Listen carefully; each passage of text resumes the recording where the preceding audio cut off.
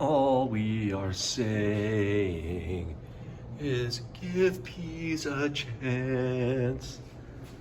Hey, Bellringer fans. It's me, Mr. Kovac, and I'm here to talk to you a little bit about Gregor Mendel as we wrap up the week and the quarter. So, as a quick reminder, the second quarter ends today, and so everything that's past due needs to be in by the end of the day.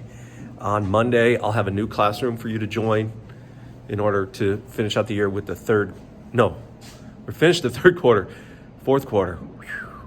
Wow. Boy, it's gone by not that fast.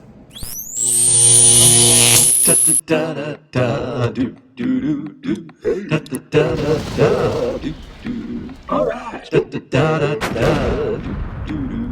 Hey now. Mr. Kovac's class. It's Mr. Kovac's class. You might learn a ton. It's Mr. Kovac's class. It's interesting too. It's Mr. Kovac's class. And he's super cool. It's Mr. Kovac's class. Gregor Mendel totally rules. He rules. And you know what? He also came up with the rules of heredity. Get it? Mendel rules. Anyway, you read my play yesterday. Today, your Ed puzzle is going to be to watch a dramatic version of that play.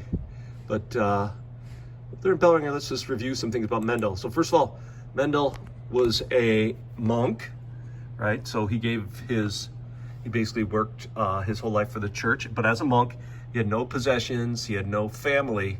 And when he died a very lonely, poor death, unknown. Right? He was from Europe, from Austria, but in reality he was from what would now be the Czech Republic.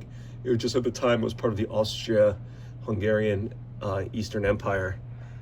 Right? And he did spend some time in Vienna, which is still the capital of Austria.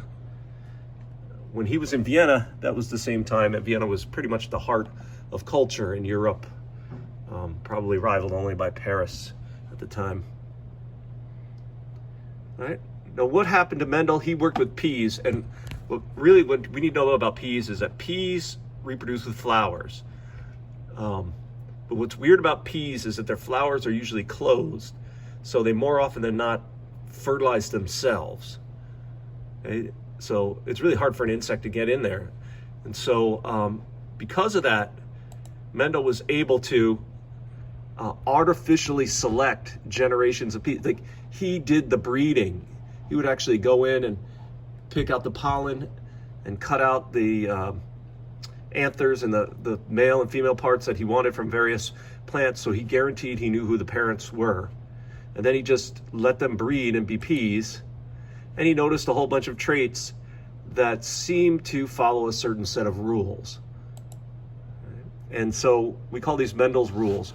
We always call the first two peas, you start with the parents. The first generation is called the F1, or first filial generation. Then, if you breed these guys, we call it the F2 generation. And it wasn't until the F2 generation that Mendel started finding weird things. And those helped him determine his rules of heredity, which you actually kind of know, but we're going to learn in more detail. All right?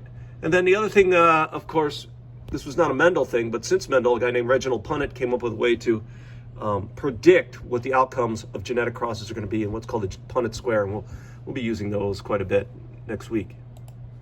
All right, so giving peas a chance since 1856, Mr. Gregor Mendel. Visualize world peas. Get it? That's funny. Mendel rules.